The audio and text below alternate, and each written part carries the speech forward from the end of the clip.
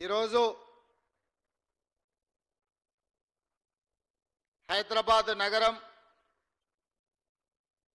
తెలంగాణ రాష్ట్ర రాజధానిగా ప్రపంచంతోనే పోటీ పడుతున్న ఈ నగరంలో అద్భుతమైన మౌలిక సదుపాయాలను ఏర్పాటు చేయాలని ఈ హైదరాబాద్ నగరాన్ని విశ్వ నగరంగా తీర్చిదిద్ది పెట్టుబడులు తీసుకువచ్చి అభివృద్ధి పదం వైపు నడిపించి న్యూయార్క్, టోక్యో లాంటి నగరాలతో సమానంగా ఈ నగరాన్ని ముందుకు నడిపించాలని చెప్పి రాష్ట్ర ప్రభుత్వం, ముఖ్యంగా హైదరాబాద్ ఇన్ఛార్జ్ మినిస్టర్ పొన్నం ప్రభాకర్ గారు, రంగారెడ్డి జిల్లా ఇన్ఛార్జ్ మినిస్టర్ మిత్రులు శ్రీధర్ బాబు గారు నగర అభివృద్ధి కార్యక్రమాలలో భాగంగా ఈ కార్యక్రమాన్ని ఏర్పాటు చేసి నాతో పాటు పెద్దలు ఉప ముఖ్యమంత్రి వర్యులు శ్రీ బట్టి విక్రమార్క గారిని, అదేవిధంగా స్థానిక శాసనసభ్యులు దానం నాగేందర్ గారిని, అదేవిధంగా అరికపూడి గాంధీ గారిని, శాసన మండలి సభ్యులను, డిప్యూటీ మేయర్ గారిని, కార్పొరేటర్లను, ప్రభుత్వ ప్రత్యేక సలహాదారులను, అదేవిధంగా జిహెచ్ఎంసి మున్సిపల్ శాఖ ఉన్నత అధికారులను, మాజీ పార్లమెంట్ సభ్యులను, అదేవిధంగా ప్లానింగ్ కమిషన్ సభ్యులను, మాజీ పార్లమెంట్ సభ్యులను, ముఖ్యమైన ప్రజాప్రతినిధులను, హైదరాబాద్ నగర పౌరులందరినీ కూడా ఆహ్వానించి నెక్లెస్ రోడ్డు మీద ఈ అద్భుతమైన కార్యక్రమాన్ని ఏర్పాటు చేసి భవిష్యత్ అభివృద్ధి కార్యక్రమాలను ఈరోజు ప్రారంభించుకోవడం మనందరికీ సంతోషం. ఈ కార్యక్రమంలో పాల్గొన్న నాకు ఈ హైదరాబాదు నగరంలో ఈరోజు ఎస్టీపీలు కావచ్చు, ఫ్లైఓవర్లు కావచ్చు, అండర్ పాస్లు కావచ్చు, అదేవిధంగా నాలాల అభివృద్ధి కావచ్చు, అదేవిధంగా హైదరాబాదు నగరానికి అవసరమైన తాగునీటి కార్యక్రమాలకు సంబంధించి ప్రారంభోత్సవ కార్యక్రమాలను ఏర్పాటు చేసి దాదాపుగా 7,000 కోట్ల రూపాయలతో ఈ హైదరాబాదు నగరాన్ని తీర్చిదిద్దాలని ప్రయత్నం చేస్తున్న సహచర మంత్రివర్గ సభ్యులను, మున్సిపల్ శాఖ అధికారులను మనస్ఫూర్తిగా అభినందిస్తున్నా.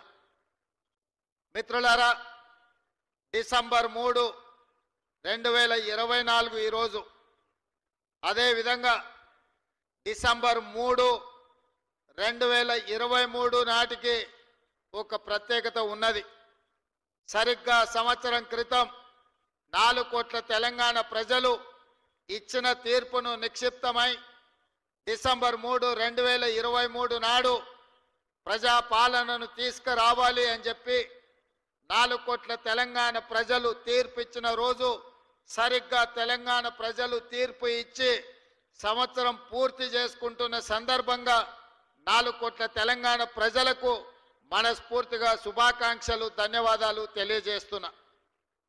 ఇవాళ తెలంగాణ ప్రజలందరూ ఏకోన్ముఖమై శ్రీమతి సోనియా గాంధీ గారి నాయకత్వంలో ఆనాడు సెప్టెంబర్ 17, 2023 నాడు శ్రీమతి సోనియా గాంధీ గారు తెలంగాణ రాష్ట్రానికి ఇచ్చిన 6 గ్యారెంటీలను దృష్టిలో పెట్టుకొని వారు 2004లో కరీంనగర్లో తప్పకుండా 60 సంవత్సరాల తెలంగాణ ప్రజల యొక్క ఆకాంక్షను నెరవేరుస్తాను ఇచ్చిన గ్యారెంటీని వారు అమలు చేసి 10 సంవత్సరాలు పూర్తి చేసుకుంటున్న సందర్భంలో మళ్ళీ తెలంగాణ రాష్ట్రంలో శ్రీమతి సోనియా గాంధీ గారు 6 గ్యారెంటీలను తెలంగాణ ప్రజలకు ఇవ్వడం జరిగింది.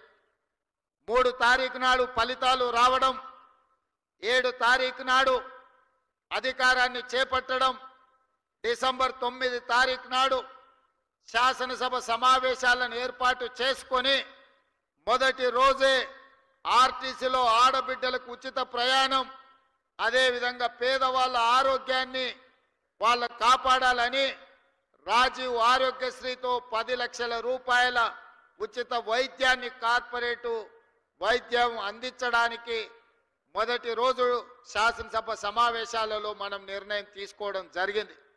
ఈ డిసెంబర్ మొదటి వారం మొత్తం విజయోత్సవాలు, మనం సాధించుకున్న విజయాలను స్మరించుకొని సంవత్సరం పూర్తి చేసుకుంటున్న సందర్భంలో రాబోయే సంవత్సరానికి మనం భవిష్యత్ కార్యాచరణను కూడా ఈరోజు నిర్ణయించుకోవాల్సిన అవసరం ఉన్నది.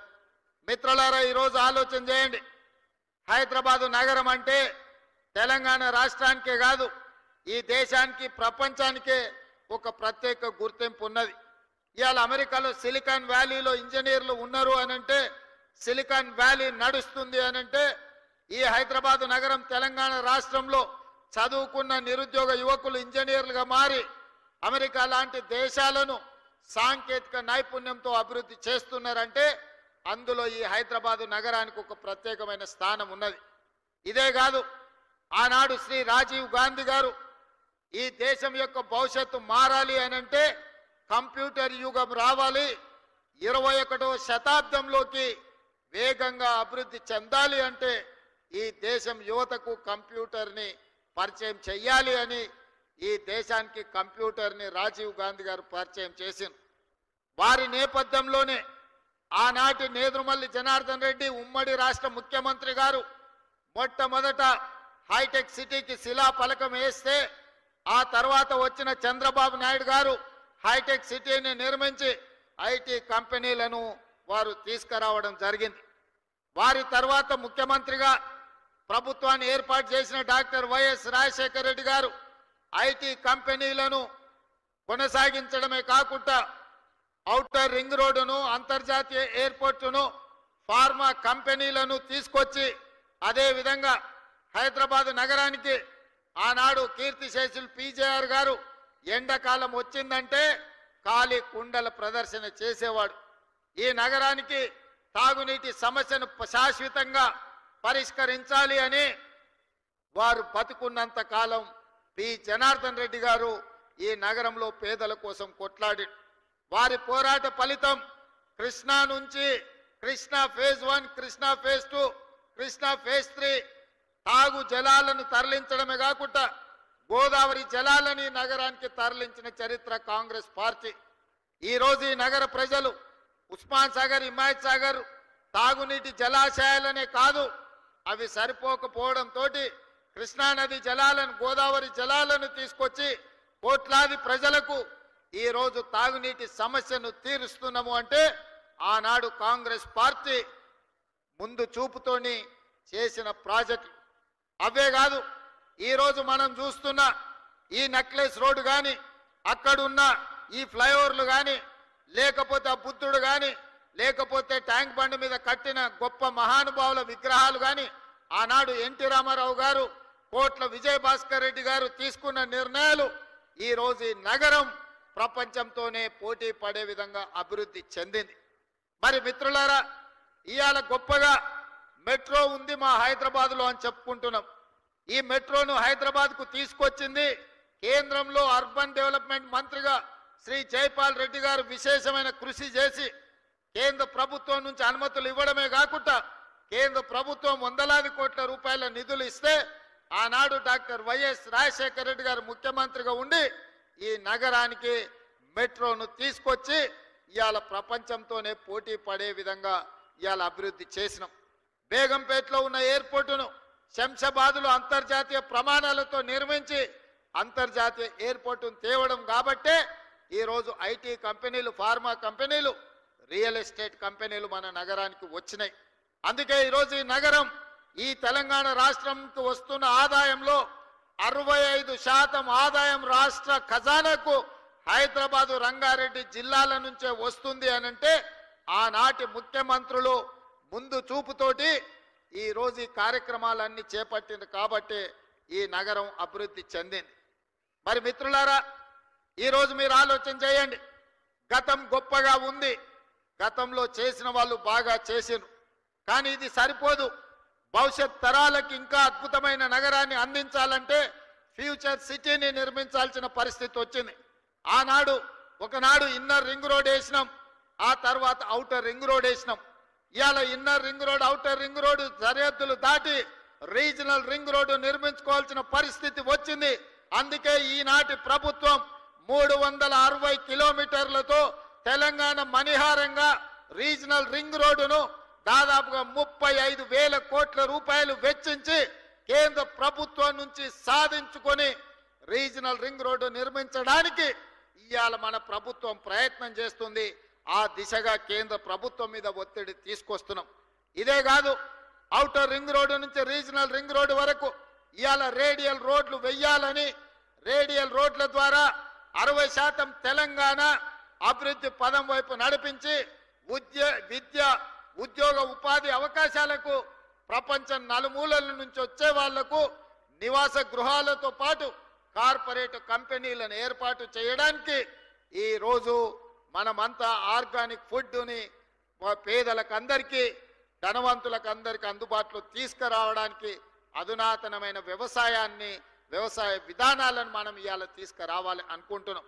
అదేవిధంగా ఇబ్రహీంపట్నం దగ్గర అంతర్జాతీయ స్థాయి కూరగాయల మార్కెట్ను దాదాపుగా 250 ఎకరాలలో అంతర్జాతీయ ప్రమాణాలతోటి వెజిటబుల్ మార్కెట్ కాదు, ఫ్రూట్ మార్కెట్, డైరీ ప్రోడక్ట్స్, అదేవిధంగా పౌల్ట్రీ ప్రోడక్ట్స్, మీట్ ప్రోడక్ట్స్ అన్నిటిని కూడా ఒకే దగ్గర కట్టి రైతులు పండించిన పంట ఈరోజు దాచుకోవడానికి కోల్డ్ స్టోరేజ్ లేవు. వాళ్ళు పండించిన పంట మార్కెట్లో అమ్మడానికి తెచ్చిన పండ్లు ఒకవేళ కొనకపోతే మురిగిపోతే రోడ్ల మీద పడేసే పరిస్థితి. టమాటాలు లాంటివి తెస్తే 2 రోజుల్లో అమ్మకపోతే అవి పాడైపోయే పరిస్థితి. అందుకే ఈరోజు ఇబ్రహీంపట్నంలో మనము అంతర్జాతీయ ఫ్రూట్ మార్కెట్ను పెట్టడమే కాకుండా ఈరోజు కోల్డ్ స్టోరేజ్లు పెట్టడం ద్వారా రైతులు పండించిన పంటకు రక్షణ కల్పించాలని ఈరోజు మన ప్రభుత్వం ప్రణాళికలు చేస్తుంది. ఔటర్ రింగ్ రోడ్డుకు అనుబంధంగా ఈరోజు ప్రభుత్వం చేపడుతున్న కార్యక్రమాలు అత్యంత గొప్పది, పెద్దది. రేపటి ప్రపంచానికి అద్భుతమైన నగరాన్ని అందించే ఫ్యూచర్ సిటీ ముచ్చెర్ల ప్రాంతంలో ఈరోజు మనము బాగరకుంట ప్రాంతంలో నిర్మించుకుంటున్నాం. దాదాపుగా 15,000 ఎకరాల భూమి ఉన్నది. ఇంకొక 15,000 ఎకరాలు ఫారెస్ట్ ల్యాండ్ ఉన్నది. అదనంగా ఇంకొక 15,000 ఎకరాలు భూమి రైతులు సహకరించి అందిస్తే 40 నుంచి 50,000 ఎకరాలతోటి ఒక అద్భుతమైన నగరాన్ని నిర్మించుకొని ఈ దేశంలోనే కాదు ప్రపంచంలో ఉండే న్యూయార్కో లేకపోతే మన టోక్యో లాంటి నగరాలను, సింగపూర్ లాంటి నగరాలను పోటీ పడే విధంగా ఈరోజు మనము నగరాన్ని నిర్మించుకుందాం అనుకుంటున్నాం.